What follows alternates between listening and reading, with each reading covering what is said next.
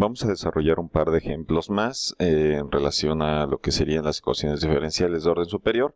Y bueno, vamos a empezar a partir del ejemplo que se vio rápidamente de manera matemática, con un problema que tiene que ver con circuitos, ¿no? Recordemos que bueno, la ecuación de los circuitos sería en este caso en términos de, vamos a asumir que es un circuito de una sola malla. Entonces, y lo escribimos en términos de la carga que pueda tener el capacitor, que sería un elemento que podría estar presente dentro del mismo. Entonces, la ecuación diferencial en este caso se podría escribir así. La voy a escribir y después lo reescribiremos ya en forma de la sintaxis del programa. Sería L por la inductancia, que sería en este caso la inductancia, multiplicado por la derivada de la corriente, que sería la segunda derivada de la carga. Después de ello tendríamos que poner otro término para la ley de Ohm, que sería en este caso la corriente eléctrica, que sería Q' por R. Eso sería I por R, más, y finalmente un término adicional para el capacitor, ¿no? Entonces sería Q entre C. Entonces, y esto pues debe de ser igual a B, ¿no? Entonces sabemos que esta es la ecuación de un circuito. Entonces, si nosotros quisiéramos ahora escribir una ecuación diferencial, pues lo que tendríamos que hacer es despejar esta expresión. Vamos a hacerlo. Voy a dejar las letras aquí para que ustedes lo recuerden. Vamos a suponer que tenemos una inductancia de 1, es decir, no me voy a fijar mucho en los valores. Una capacitancia de 0.1. Sí, voy a utilizar otra letra puesto que la C ya está utilizada por matemática. Entonces vamos a usar en este caso la 6C. Entonces sería así.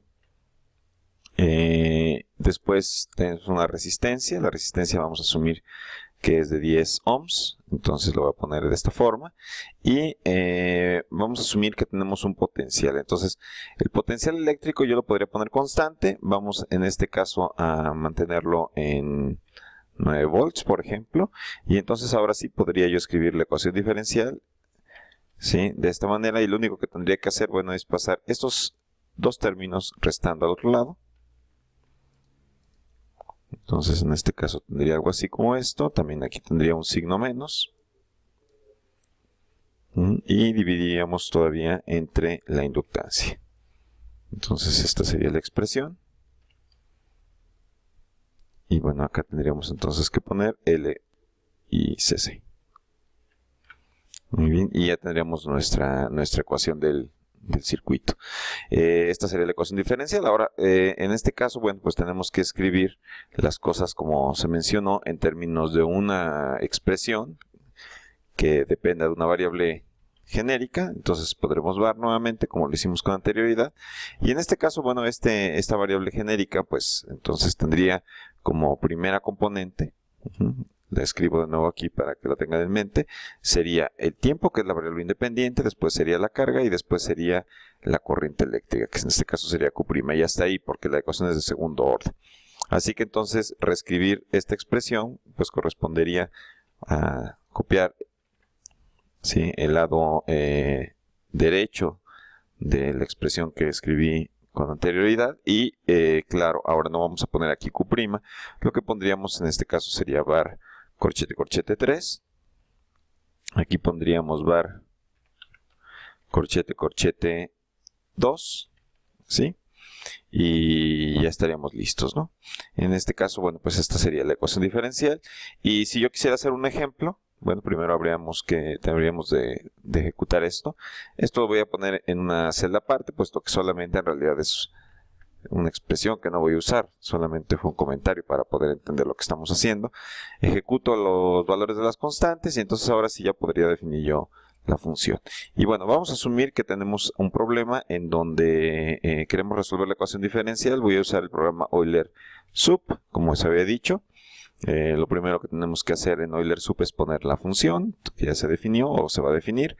Después sería la condición inicial. Entonces vamos a suponer que es la condición habitual, en donde al tiempo cero no se tiene carga y tampoco se tiene corriente circulando por el circuito.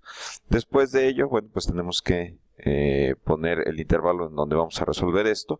Voy a resolverlo durante el primer segundo, entonces de 0 a 1, y finalmente pues pondremos la h, que voy a fijar ahora en 0.01. Esto si lo ejecutamos, sabemos que no nos va a generar ninguna salida, pero habíamos mencionado que nuestros resultados se quedan expresados en términos de una serie de listas, uno para cada derivada. Así que si yo quisiera hacer, por ejemplo, la gráfica, en este caso usaría el listplot, puedo graficar, por ejemplo, la carga eléctrica, perdón, que sería lista 0. Es una de las variables que se queda oculta en este programa. Y, bueno, vamos a unirla. Entonces colocaríamos esto. Y eso debería de ser la gráfica de la carga en el capacitor. No vean lo que está ocurriendo. Se está cargando el capacitor, a pesar de que tenemos una inductancia. Y si quisiera yo graficar la corriente eléctrica, pues entonces tendría que utilizar lista 1, ¿no? Que es la lista que corresponde ahora a la primera derivada. Recordemos que nuestro programa está construido así. ¿Sí? Y entonces tendría una situación más o menos como la que se ve ahora en la figura. Yo podría extender el intervalo, vamos a hacerlo por ejemplo a 3 segundos. Entonces si lo extiendo a 3 segundos, entonces puedo ver un poco más de gráfica. En este caso veo la saturación prácticamente por el capacitor, de la carga en el capacitor. Y acá, bueno, veo la extinción, ¿no? En este caso es la corriente eléctrica. Primero fluye una corriente eléctrica y conforme se satura el capacitor, bueno, pues voy a tener esta reducción. Ahora ustedes podrían tratar de hacer un ejemplo un poco más complejo. Por ejemplo, vamos a imaginarnos que tenemos ahora no solamente un voltaje constante, sino que vamos a repetir el ejercicio. Voy a copiar estas tres celdas, las voy a duplicar. Y la única diferencia es que, por ejemplo, yo podría poner aquí una función que dependa del tiempo. Sí, tendría que poner aquí alguna función, dependiendo del voltaje o de la señal que se esté introduciendo. Vamos a fijarlo de una manera muy simple. Voy a colocar aquí una función seno y voy a poner que tenga un periodo de 1 segundo. Entonces, bueno, simplemente colocaría esto, divido entre 1 segundo, que sería el periodo, ¿sí? Y vamos a ponerlo que, bueno, sea un voltaje de 9 volts, ¿no? Pero en este caso sería un voltaje alterno. Muy bien, vuelvo a correr esta cantidad. Bueno, aquí hay que borrar la BD, porque ya había definido como 9, y ahora la estoy definiendo como una función. Entonces, esto es algo que tendría que hacer, en este caso, por el ejercicio previo que se hizo. Voy a hacerlo. Ahora sí, ya no tengo ninguna salida en el warning que me estaba apareciendo. En este caso, pues como B depende de T, tendría que poner aquí B, pero T, nuevamente, pues es la primera variable en var. Entonces vamos a poner aquí var, corchete, corchete, 1, que sería en este caso el tiempo. Puedo hacer la ejecución. Puedo volver a ver las gráficas y veamos ahora que el comportamiento es distinto, ¿no? Ahora la señal tipo senoidal pues nos da un comportamiento distinto. En este caso, si tuviéramos, por ejemplo, una frecuencia mayor, por ejemplo, si decidiéramos reducir a una centésima, por ejemplo, la frecuencia, vamos a ver qué ocurre. Vuelvo a resolver la ecuación diferencial. Y ahora voy a ver esto, ¿no? Quizá no se aprecie mucho, pero aquí lo que tenemos son un conjunto de oscilaciones muy pequeñas.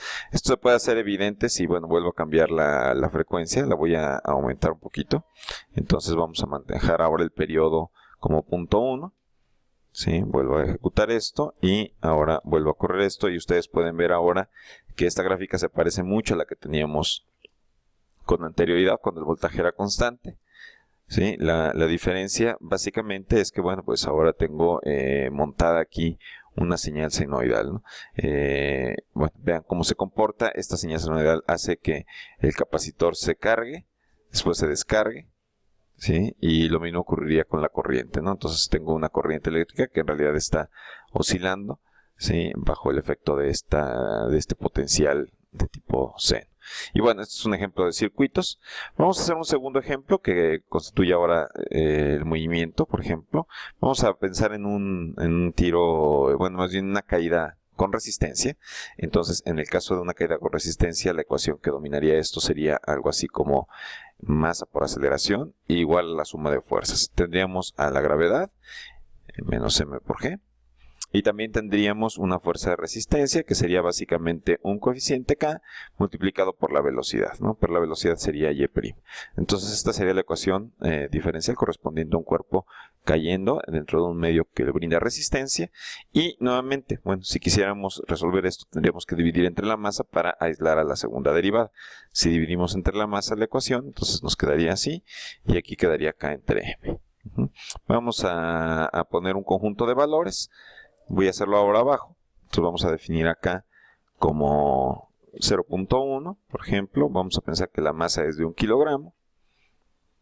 ¿Sí? Y vamos a dejar caer este objeto, digamos, desde una altura de, pues, bastante alta, ¿no? Entonces vamos a suponer que la dejamos caer de 100 metros. Entonces, si yo quisiera resolver ahora la ecuación diferencial, tendría que nuevamente entender qué sería aquí la variable genérica. La variable genérica en este caso sería igual a el tiempo, a la y a la y', ¿no? Nuevamente la ecuación es de segundo orden, entonces esos serían los constituyentes de var. Muy bien, y si yo quisiera entonces escribir f de var, recuerden que la expresión que está en azul ahora, pues simplemente la estoy escribiendo para referencia de ustedes. En este caso, f de var sería justamente esta expresión. Voy a poner aquellas cosas que son constantes como tales, entonces aquí voy a sustituir 9.8.